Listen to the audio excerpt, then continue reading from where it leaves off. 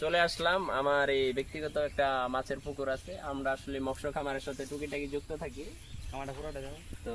এই যে আমার যে খামারটা, এই খামারটা হলো ৮৬% জায়গার উপরে নির্মাণ করা।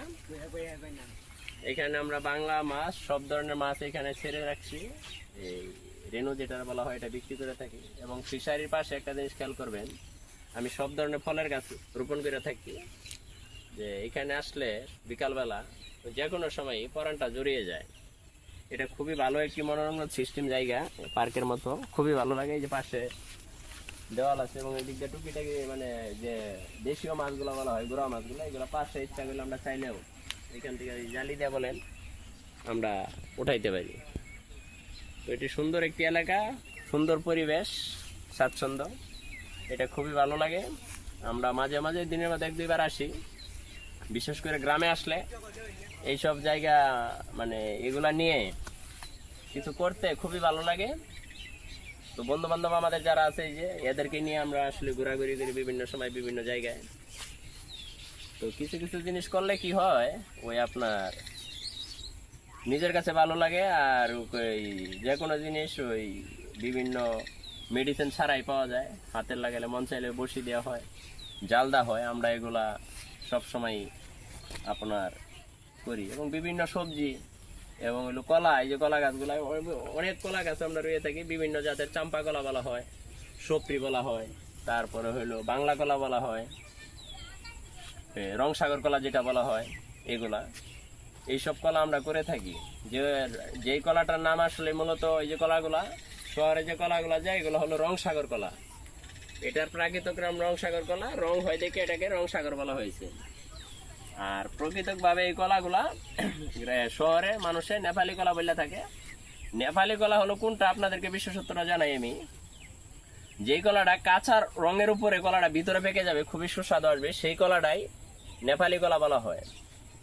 আর রংসাগর কলা বলার উদ্দেশ্য হলো এই কলাটা খুবই একটা উপরে চকচকা কালার আসবে, এর জন্য এই কলাটার নাম রংসাগর। এই কথাটা বলার উদ্দেশ্য হলো যে আসলে প্রাকৃতিকভাবে যারা জানে না তাদের খুবই জানার প্রয়োজন যে আসলে এটার নাম কি। তাহলে সঠিক বর্ণনাটা যদি মানুষের কাছে পেশ না করা হয়, তাহলে মানুষ এটা থেকে ধীরে ধীরে বাইর হয়ে আসতেছে, তাহলে সঠিক বর্ণনাটা তারা পাচ্ছে না।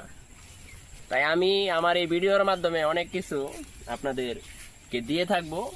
আমার চ্যানেলটি এসকেরানি, এটা ফলো রাখবেন। এখানে আমি প্রত্যেকটা জিনিসের কি কি নাম, এই নামগুলোর বর্ণনা আমি দিয়ে থাকবো। এই যে এটা হলো পেঁপে গাছ।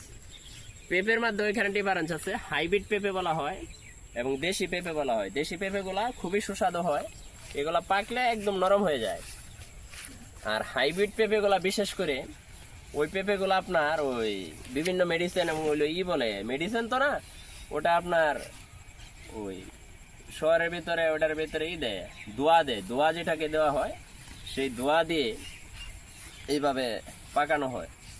আর আপনারা যে যেখান থেকে আমাকে ভিডিও দেখতেছেন, আপনারা চাইলে আমার কাছ থেকে ওই বিভিন্ন চারা নিতে পারেন, কলার চারা। সেটা হলো রংসাগর কলা বলেন, চাম্পা কলা বলেন, বাংলা কলা বলেন এবং নেপালি কলা বলেন, এবং বিভিন্ন কলার যে ধরো কলার জগতে যত চারা আছে, এগুলো আপনারা চাইলে আমার এখানে আইসা আমার গ্রামে আপনারা দেখবেন, দেখা আপনারা নিয়ে যাবেন। তাই আর একটা বিষয় হলো মাছের রেনু আমি বিক্রি করে থাকি। আমার কাছে বিভিন্ন পোনা আছে, আপনারা চাইলে নিতে পারবেন, আইসা দেখবেন, যদি ভালো লাগে তাহলে আইসা নেবেন। আরেকটা বিষয় হলো যে সাজনাই গাছ। এই সাজনাই গাছগুলা এটা খুবই একটি ঔষধীয় গাছ। এই ঔষধীয় গাছগুলো এই সাজনাই গাছের খালেতে দেয়া, তারপরে এই যে পাতা, এই পাতা থেকেও এগুলো খুবই সুস্বাদু এবং এগুলো খুবই পুষ্টিকর জিনিস।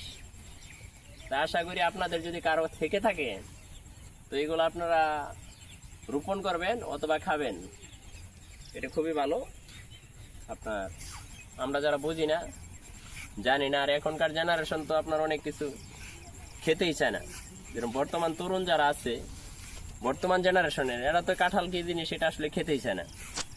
তো কাঁঠালগুলিও একটি শক্তিশালী ফল। এগুলো আমাদের গাছ আছে, চাল্লা কাঁঠাল বলেন, নেশা বলেন, এবং বিভিন্ন ফ্যাসিলিটির কাঁঠাল আমাদের কাছে আছে। যেহেতু কাঁঠালের সিজন, এটা তো সবসময় সম্ভব না। তো আপনারা চাইলেও আমাদের এই ময়মনসিংহ বালুকা উত্তরা ইউনিয়ন হাতিবের গ্রামে ঘুরে যেতে পারেন। এটা একটা খুবই সৌন্দর্য। এখানে যেরকম শিল্প আছে, এই যে তাকাইলে বোঝা যায়, শিল্প ইন্ডাস্ট্রি, এরকম কৃষিও আছে। এদিকের মানুষগুলো এখন বিভিন্ন কৃষি ও কাজের সাথে যুক্ত থাকে। এবং একটি বাড়ি একটি খামার, এই কথাটা আমি বলেছিলাম একবার। একটি বাড়ি একটি খামার, এটার উদ্দেশ্য হলো যে গ্রামে যারা গৃহিণী আছে তারা এই আপনার ওই বিভিন্ন কাজের ফাঁকে ফাঁকে চাইলে ওই প্রত্যেকটি বাড়িতে একটি, দুইটি, পাঁচটি, 10টি করে গরু পালতে পারে। তো ছোট্টখাটো একটি খামার হয়ে যায়। তো স্বাবলম্বনতার মুখ তারাও দেখতে পারে। তাই এই যে আমার এই যে কলাক্ষেত্র, এই যেদিকে তাকাইলে দেখতে পারবেন, এটা এখানে আমাদের প্রায় 200-300 গাছ রোয়া আছে। কারণ ছোটখাটো এগুলো অনেক ব্যয়বহুল বিষয় লাগে।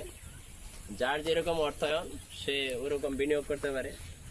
তো এতে ভালোই হয় ইনশাল্লাহ। ঠিক আছে, আজকে বিকাল যেহেতু আমার বন্ধু বান্ধব নিয়ে আসছিলাম, আমার এই দীর্ঘ ভিডিওতে মানে কঠোর পরিশ্রম দিলেন আমাদের শামীম আহমেদ। ছেলেটি খুবই ভালো, ভদ্র ছেলে। তো আমার এই ভিডিওগুলা সে প্রায় আমার সাথে এই বিভিন্ন জায়গায়, বিভিন্ন গ্রামে, এই গ্রাম থেকে সেই গ্রাম, এই থানা থেকে ওই থানা, থানা থেকে জেলা, এই জেলা থেকে সেই জেলা, আমার সাথে উনি ঘোরাফেরা করে। তাই আপনারা সকলেই আমার ইউটিউব চ্যানেলটি সাবস্ক্রাইব করবেন।